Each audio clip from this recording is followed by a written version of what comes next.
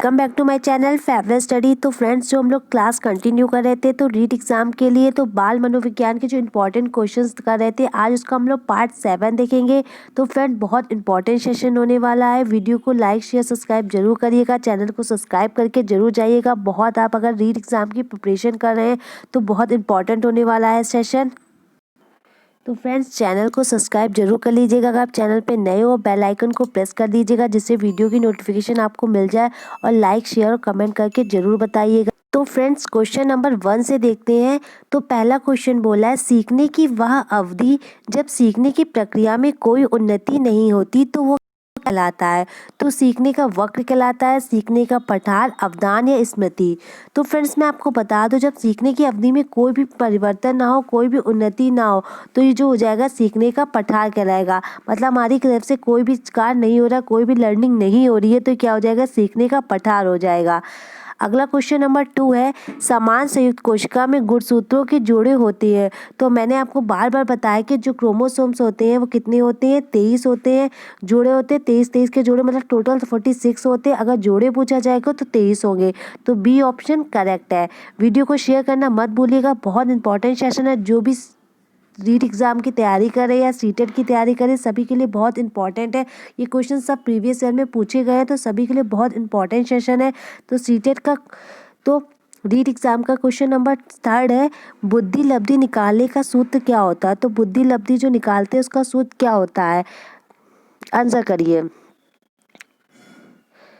तो जो उसका राइट आंसर हो जाएगा वो हो जाएगा, बुद्धि लब्धि का जो आंसर बताइए। तो जो इसका राइट जो होगा वो हो जाएगा, जो बुद्धि लब्धि जो सूत्र दिया था वो दिया था टर्मन ने। तो उसका जो हो जाएगा मानसिक आयु बटे, नहीं, वास्तविक आयु बटे मानसिक आयु गुणे 100। तो जो इसका राइट आंसर हो जाएगा इसमें गुणे 100 हो जाएगा। तो ये ऑप्शन सही हो जाएगा। नेक्स्ट क्वेश्चन देखते हैं। तो राइट आंसर है क्वेश्चन नंबर 6 सी, थर्ड का सी हो जाएगा, मानसिक आयु बटे वास्तविक आयु गुणे 100। अगला क्वेश्चन है, क्रिया प्रसूत अनुबंधन सिद्धांत का प्रतिपादन किसने किया। तो जो प्रसूत सिद्धांत है वो किसने दिया, थार्नडाइक ने, स्किनर ने, हल ने या गॉर्टी ने। तो ये मैंने बहुत बार बताया, बहुत बार एग्जाम में पूछा गया। इसका सबसे ज़्यादा पूछा था नैमित्तिक सिद्धांत किसने दिया। तो ये स्किनर ने दिया था, जिन्होंने बताया था कि जो हमें काम को वो पार्ट में डिवाइड कर देना चाहिए, तो इससे जो होगा हमारा लर्निंग होगी वो और अच्छी हो जाएगी। तो ये किसने दिया था, स्किनर ने। बहुत इंपॉर्टेंट है।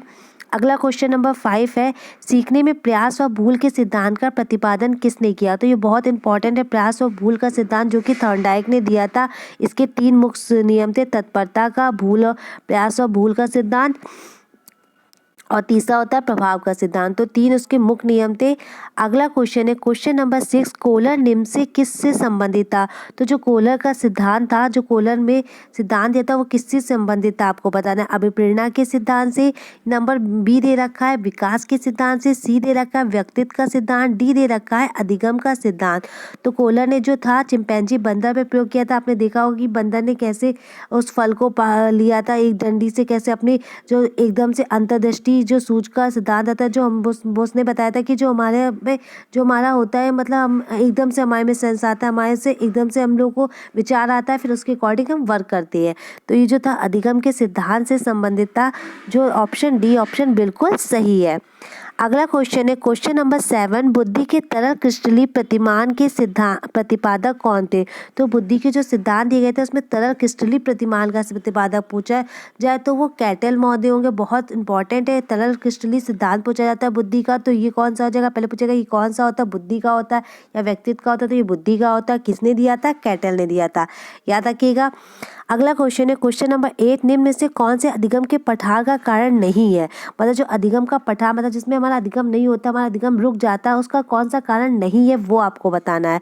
प्रेरणा की सीमा, शारीरिक सीमा, विद्यालय का सहयोग, ज्ञान की सीमा। तो बताइए कौन सा जो है कारण नहीं होगा। तो प्रेरणा की सीमा बिल्कुल होगी। अगर प्रेरणा कम होगी, मोटिवेशन कम होगा हमारे अंदर, तो हमारा जो होगा लर्निंग कहीं कहीं रुकेगी, अधिगम में पठार आएगा। बिल्कुल शारीरिक सीमा भी हमारी करेगी। ज्ञान हमारा अगर सीमित होगा, ज्ञान के लिए भी ज़्यादा ज़रूरी है। अगर विद्यालय का सहयोग कम होगा कोई भी, तो ऐसा कोई ज़रूरी नहीं कि हमारा अधिगम अच्छा ना हो, हम अपना अधिगम अच्छा कर सकते हैं। तो विद्यालय का असहयोग जो है वो पठार का कारण नहीं होगा। क्वेश्चन नंबर है क्वेश्चन नंबर 9 दे रखा है, शिक्षण हेतु मानसिक उद्वेलन प्रतिमान का प्रयोग निम्न में से किसने किया? किसके हेतु किया जाता है, किस सुधार के लिए किया जाता है? तो जो मानसिक उद्वेलन प्रतिपादन का प्रतिमान का जो प्रयोग होता है वो किसके लिए किया जाता है? समस्या सृजना समाधान के लिए किया जाता है। तो जिसने भी डी ऑप्शन लगाया होगा सभी का सही है। तो किसके लिए? समस्या समाधान के लिए मानसिक उद्वेलन प्रतिमान का प्रयोग किया जाता है। अगला क्वेश्चन नंबर 10 है, अधिगम अनुभव और प्रशिक्षण के परिणाम स्वरूप व्यवहार में परिवर्तन है, ये कथन किसके द्वारा दिया गया था? तो अधिगम अनुभव और प्रशिक्षण के परिणाम स्वरूप व्यवहार में परिवर्तन ये किसने दिया था? तो ये जो बहुत इंपॉर्टेंट है, बार बार हर आपने देखा होगा स्टेट एग्जाम में ये डेफिनेशंस बार बार पूछी जाती है। तो बहुत इंपॉर्टेंट डेफिनेशन है जो कि दी थी गेट्स व अन्य ने।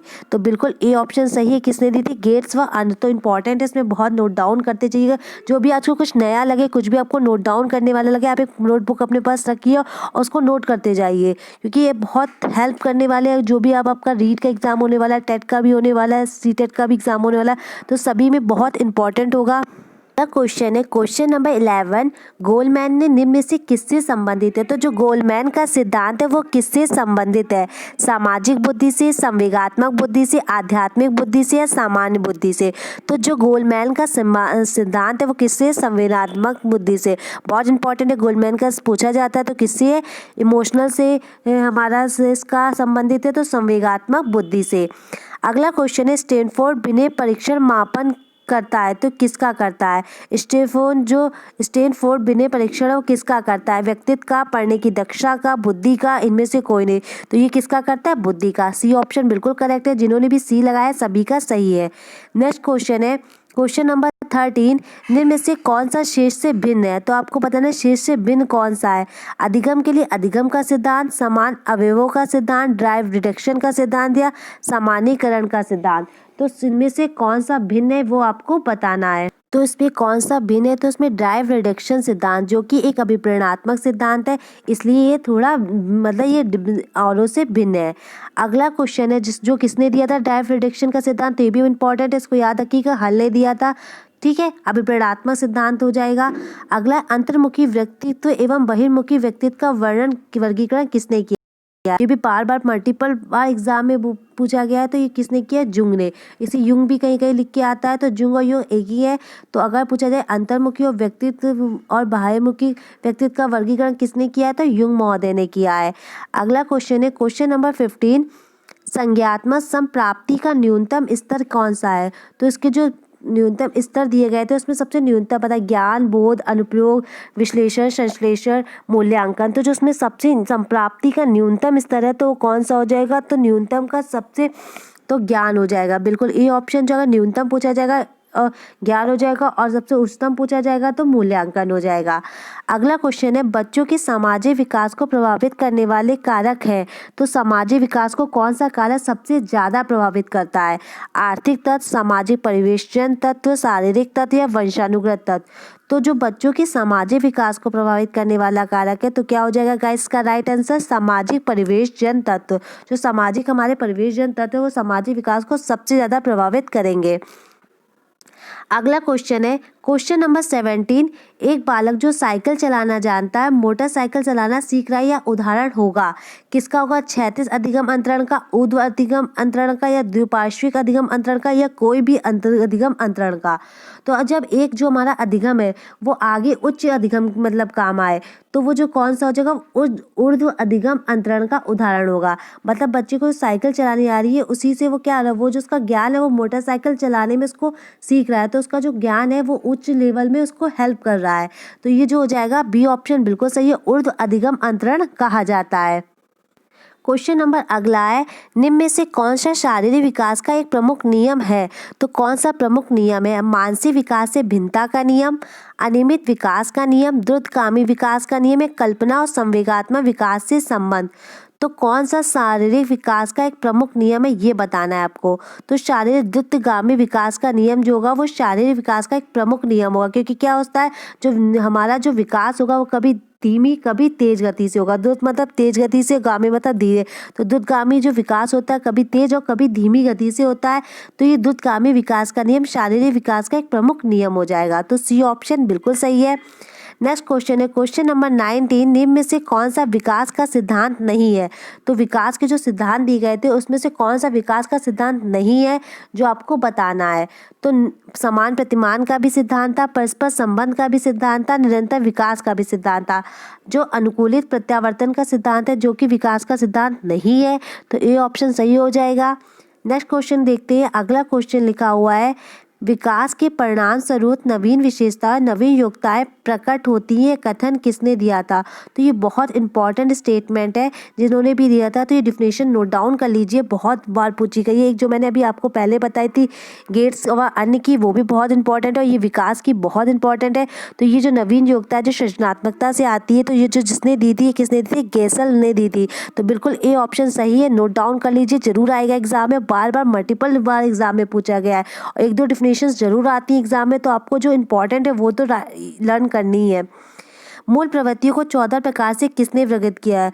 तो जो मूल प्रवृत्ति का सिद्धांत है वो किसने दिया था, वो मैकडूगल ने दिया था। इसमें 14 प्रकार की मूल प्रवृत्तियां बताई थी, तो जिसने किया था मैकडूगल ने, तो बी ऑप्शन सही है। नेक्स्ट है किसी दूसरी वस्तु की अपेक्षा एक वस्तु पर चेतना का केंद्रीकरण अवधान है, यह कथन किसका है। तो ये कथन किसने दिया ये आपको बताना है। तो ये कथन हो जाएगा स्टेटमेंट रॉस का है। तो ये भी इंपॉर्टेंट है, सब में इंपॉर्टेंट लगा लीजिए, इसको नोट डाउन जरूर कर लीजिए, एग्जाम में पूछी गई है।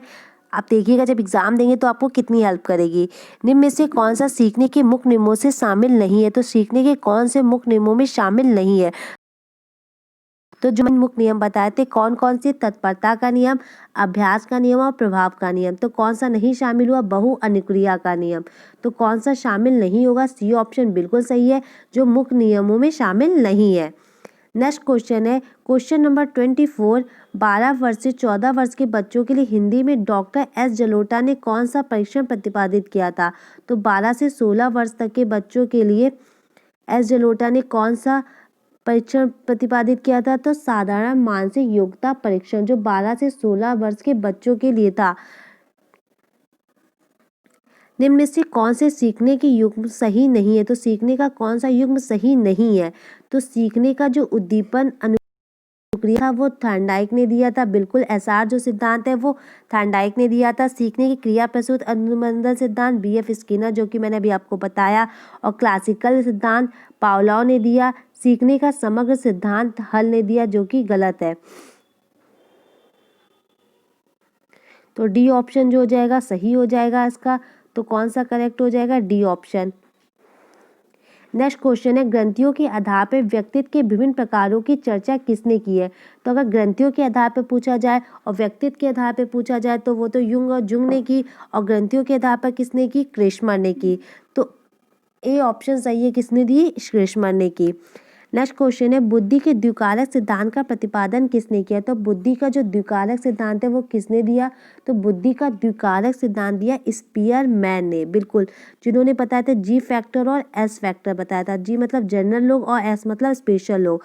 तो बुद्धि के दो कारक बताया स्पीयरमैन ने, जी फैक्टर और इसको जनरल समान बुद्धि का भी कह सकते हो, एक स्पेशल मतलब स्पेशल फैक्टर होता है, ठीक है। तो दो बुद्धि के किसने दिए थे, स्पीयरमैन ने। नेक्स्ट क्वेश्चन है लिखा हुआ है अगला क्वेश्चन, इनमें से किसका नाम सृजन शास्त्र के पिता से जुड़ा है। तो बहुत इंपॉर्टेंट, इसमें भी इंपॉर्टेंट लगा लीजिएगा।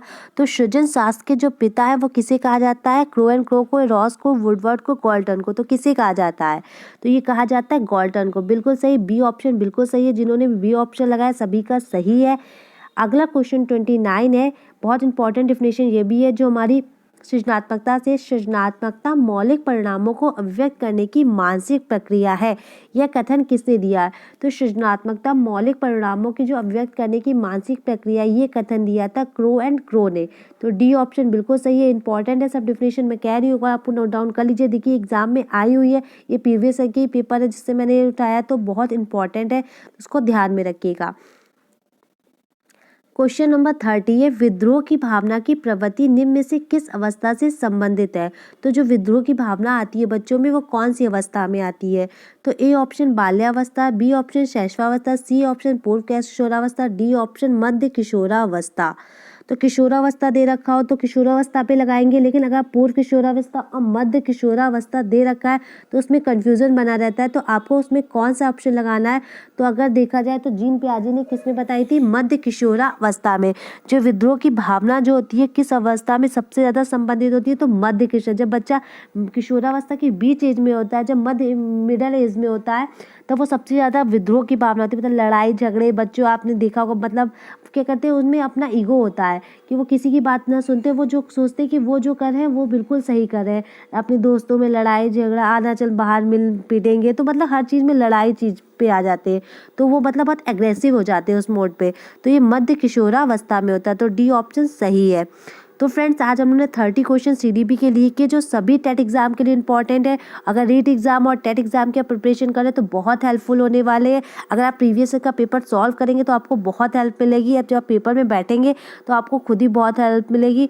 तो अगर रीट एग्जाम की प्रिपरेशन करें तो चैनल को लाइक शेयर सब्सक्राइब, वीडियो को लाइक कर दीजिएगा, और चैनल पर नए हो तो सब्सक्राइब जरूर करके जाइएगा। कोई भी डाउट हो, कोई भी क्वेरीज हो, मुझसे कमेंट बॉक्स में पूछ सकते हैं। वीडियो को शेयर करना मत भूलिएगा। Thank you for watching. Thank you friends, मिलते हैं नेक्स्ट वीडियो में।